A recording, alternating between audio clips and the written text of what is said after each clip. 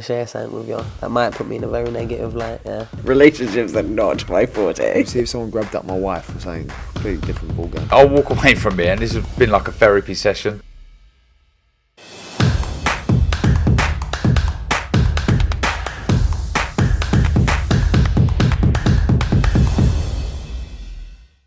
This is Umar Ahmed for IFL TV, proudly sponsored by Everlast. This morning I'm joined by 258 Will Harvey. Will, I know you're suffering a little bit with a flu or a bug, so thanks for doing this. Busy times for 258. Derek Chisora secures a world title shot. I didn't think I'd be saying that at the end of this year, so just talk to me about this opportunity for Del.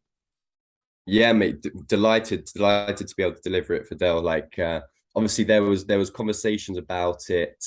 It was on the table a few weeks ago, or even like a month ago or so, and we thought that obviously, given the apparent interest on their side in the AJ fight, that this opportunity would then obviously move on for Del, but it came back around. So it's a fight that I've obviously been pushing publicly for a while, for obvious reasons, but I do truly believe, I know people have their own opinions on it, but I do truly believe that it's particularly for Fury, it's the biggest and best fight out there for him in terms of the available options. So I actually think, given the landscape, it's the right fight for him. And obviously for Del, delighted at this stage of his career to be able to get, what's probably the biggest fight of his career, will be the biggest fight of his career over the line. So mate, buzzing for him. Really, really, really, really delighted. He's going to get a stadium show. It will be a sellout, I'm sure. So really excited. Well, of course, 258 fighters for a long time have worked with Matchroom. Recently, you've done a lot of deals with Boxer as well on Sky Sports. I believe this is the first time a 258 fighter is fighting on a Frank Warren show. Is that correct? That is correct, yeah. Okay, yeah. So how's that process been? It's been fine. Do you know what I mean? Like there can be no complaints really from our side. We dealt with George for the majority of it. Fred and I were handling those conversations, and as I just said to you, I was away in New York last week, so Fred kind of wrapped everything up in the last week or so. But we dealt with George mainly on the majority of the conversations, and very, I can't have too many complaints, mate. Very straightforward, very professional, as we would expect. So I am sure, and I hope and expect that there will be many more times that we work together in the future. Okay, so that's a really good positive move for yourself. Now you've got you can work with anyone, but there's three major promoters in this country, and you've got avenues to all. Yeah, exactly. Like, that's something we feel very strongly about.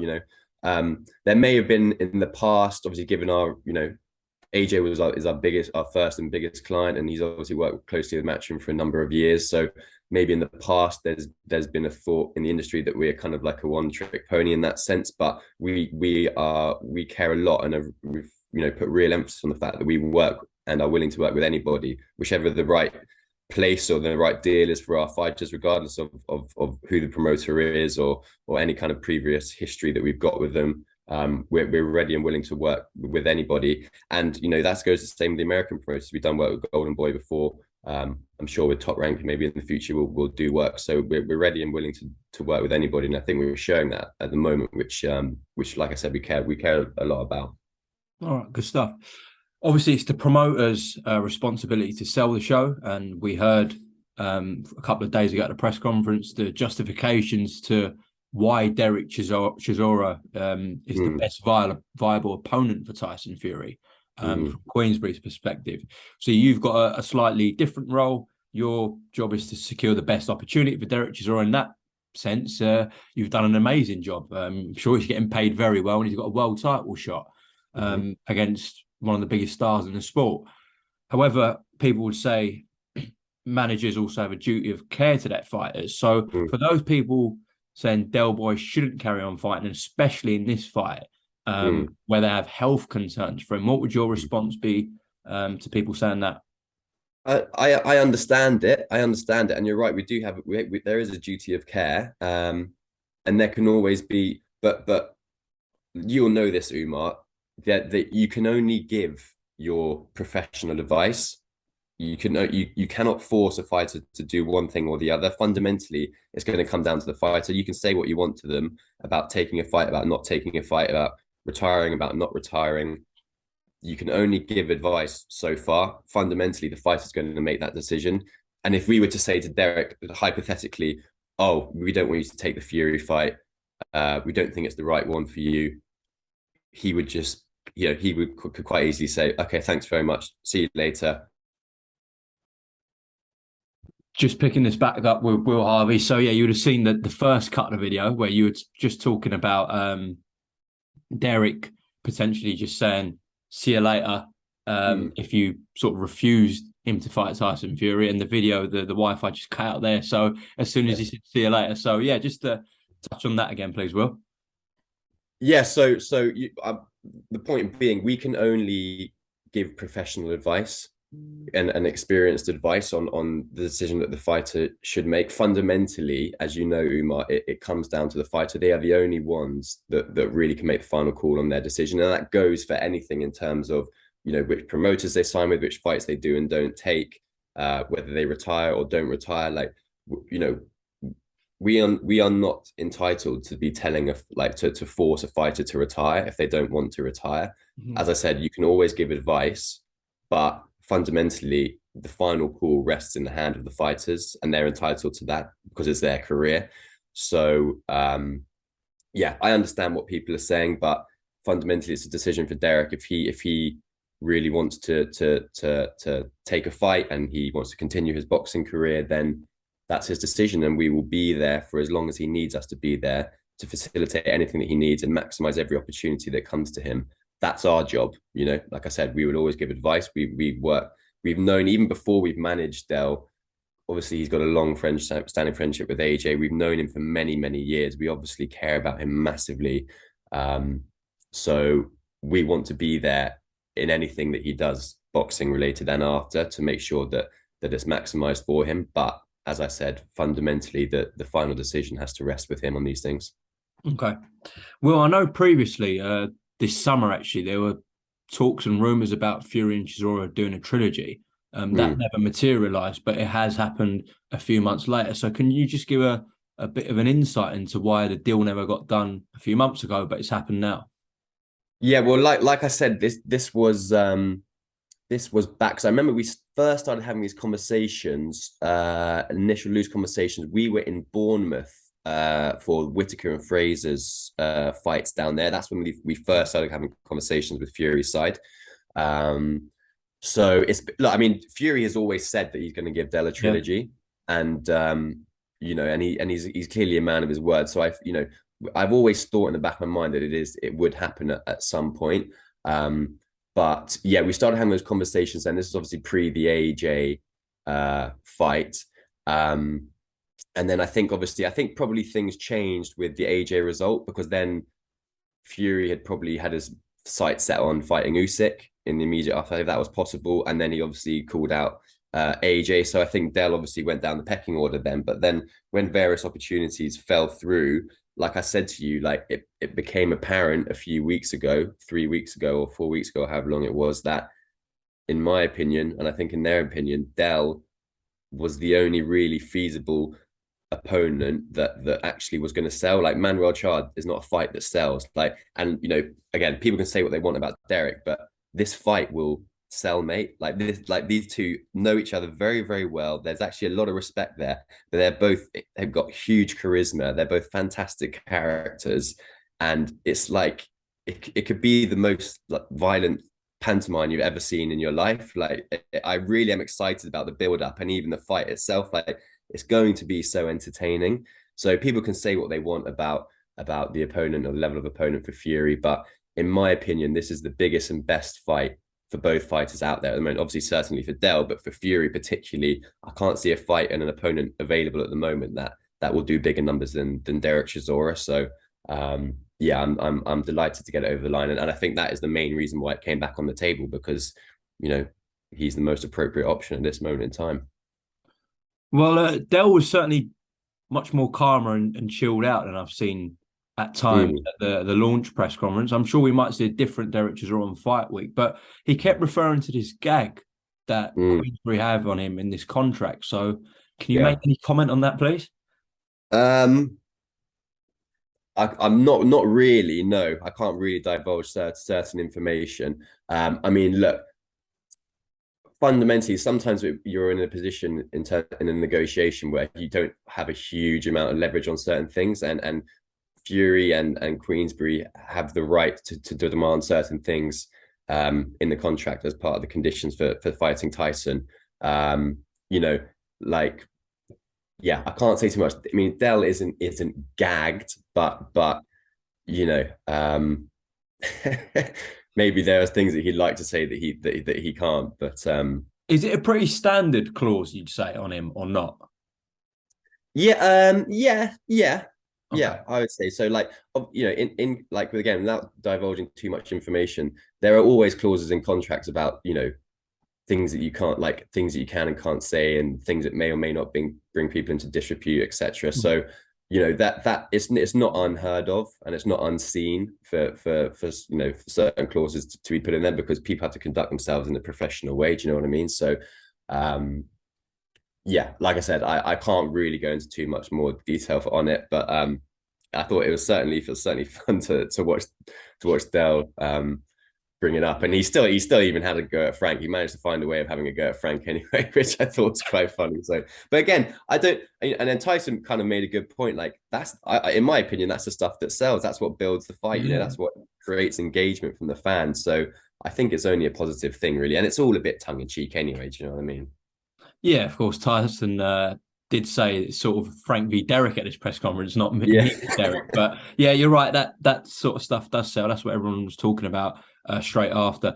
Will, I asked Frank on the day, how comes you guys have reached a deal with Derek Chisora to fight Tyson Fury when he's managed by 258, and you couldn't with Anthony Joshua, who of course is Mr. 258? So his direct response was, go and ask 258.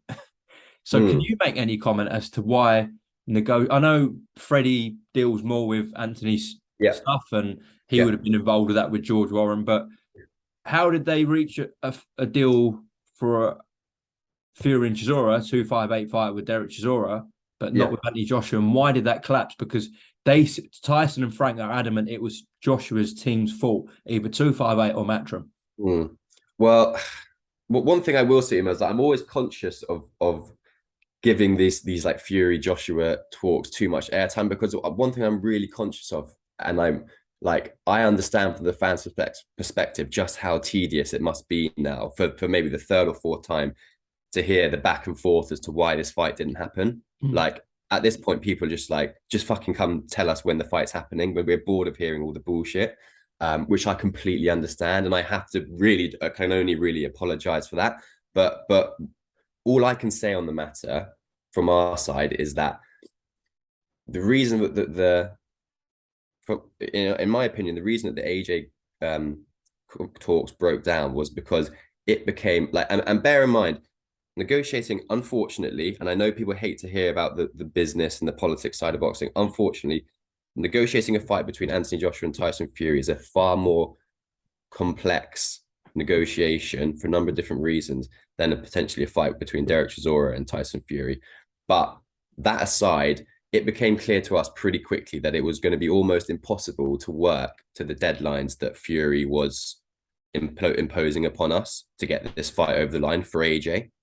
And the only thing that I can say is that the time that we were given to negotiate the fight with Derek and Fury was so much longer than the time we were given to negotiate the fight with AJ and Fury. We've like, you know, we'd been negotiating this fight with Dell for Fury for a month or so, but with AJ we had, it was maybe 2 weeks.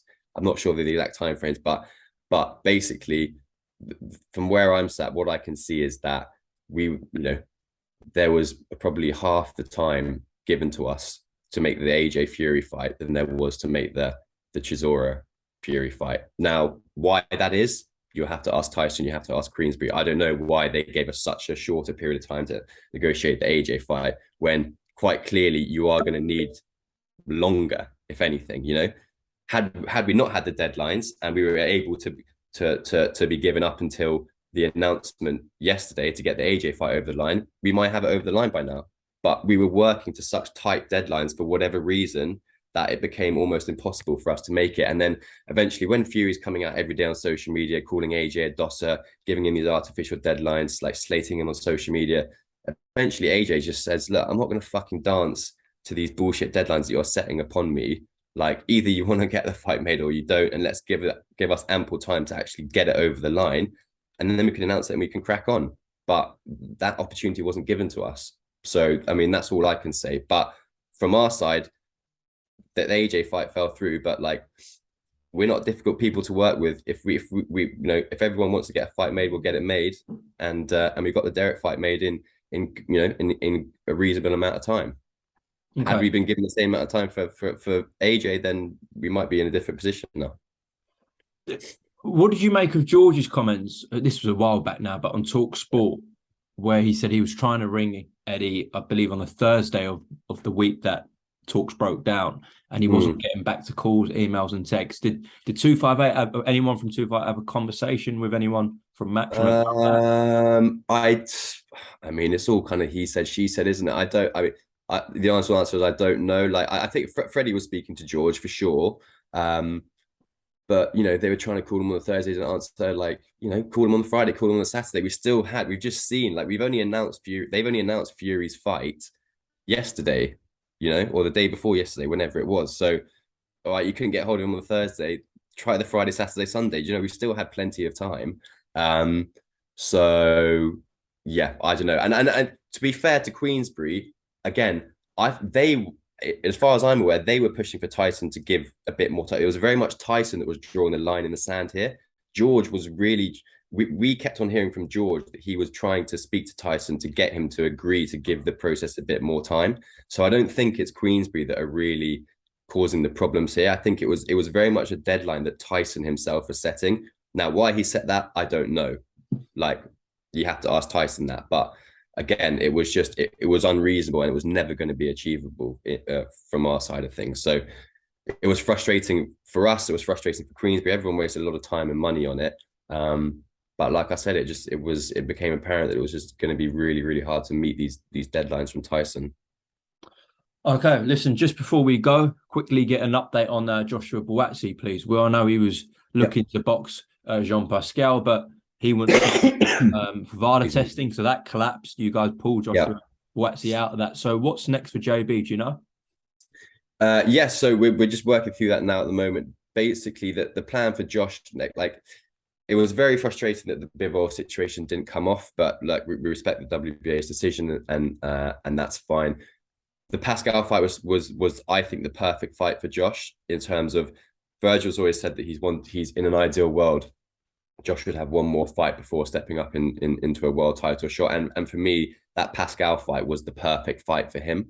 But we don't want to go over old ground, but we made it very clear what we wanted in the contract, confirmed and secured. And it wasn't given to us. We were asked to essentially rely on a handshake, which we weren't willing to do.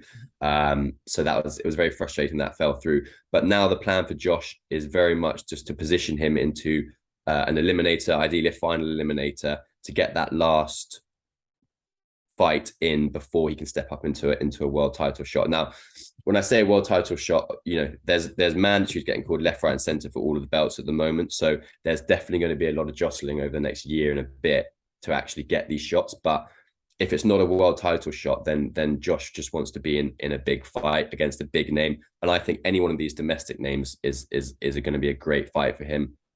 Callum Smith it doesn't work yet to have that fight because he's got his own route that he's going down. But I'd love to see him in there against Yarde.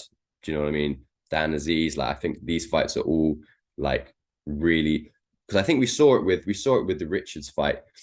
These domestic light heavyweights, they're all killers, and they can all sell a show. They're fan friendly fighters. Like that Richards fight was one of the best fights that I've seen. Certainly, I think it's Josh's best fight, and from an entertainment perspective. So like, if it's not going to be a final eliminator, we want a big domestic showdown against a big domestic name. Josh just wants to be in big fights, big entertaining fights that please the fans. And we need to get him. He needs to be as active as possible. I think potentially he gets out once more this year, but looking ahead to next year, he needs to fight 3 times, in my opinion. Momentum's always been a bit of a problem with Josh, and we've always been kind of chasing getting him out more and more regularly. So next year, definitely, I'd like to see him fight 3 times, and as I said, get him into a final eliminator to position him for a world title shot in the future, or just get him a big domestic name. Yeah, there's loads of domestic names, big fights. You can put any of them together and it's a big fight. But the one that people who are going to be watching now that really gets them going is, of course, Yarde, Buatsi, Yarde, however you want to put it. We know he's going to have a world title fight in January, Anthony Yarde. Obviously, massive underdog going in against a killer in Artur Beterbiev. Yeah. Win or lose for Anthony Yarde. Of course, he wins, and then a first title defense against Buatsi is a dream. Yep. If he loses that fight, would you still be open to making Buatsi Yarde next year? 100%. Because, like I said, with these domestic fighters, the fights sell themselves. Like if Yarde comes off a loss against Beterbiev, there's no, particularly if he gives a good account of himself, there's no shame in that. His stock's not going to fall, really. It didn't fall after the Kovalev defeat, to be honest. If anything, people could say that it rose after that fight. So I don't think win or lose against Beterbiev. Obviously, if he wins, fantastic. The fight is a super fight. But if he loses, I don't think that fight against Buatsi gets any smaller. And it's probably the perfect fight for Yarde to come back off. It gets him straight back into a big money fight, a high profile fight. They'd sell out the O2 in a heartbeat. You let Yarde go and do his thing against Beterbiev, and regardless of the result, I think we can make that fight with Buatsi towards the back end of next year, 1,000,000%. That's always going to be a big fight, and Josh is desperate for that fight. It's all he's talking about. So I would love to see that happen next year. And look, I mean, I don't want to speak too soon, Umar, but it looks like Matchroom and Queensbury are starting to actually work together now quite regularly. Yeah. We've just done great work with Queensbury. We're all kind of friends now, so I don't really see why that fight can't happen next year. So yeah, that would be massive, and that's very much what Josh wants, definitely. Well, on that positive note, we'll end there. We'll appreciate you've been as honest as you can about the stuff I've asked you. But yeah, thank you very much for your time, and I'm sure we'll speak soon. All right. Definitely sounds good, Umar. Thank you, mate.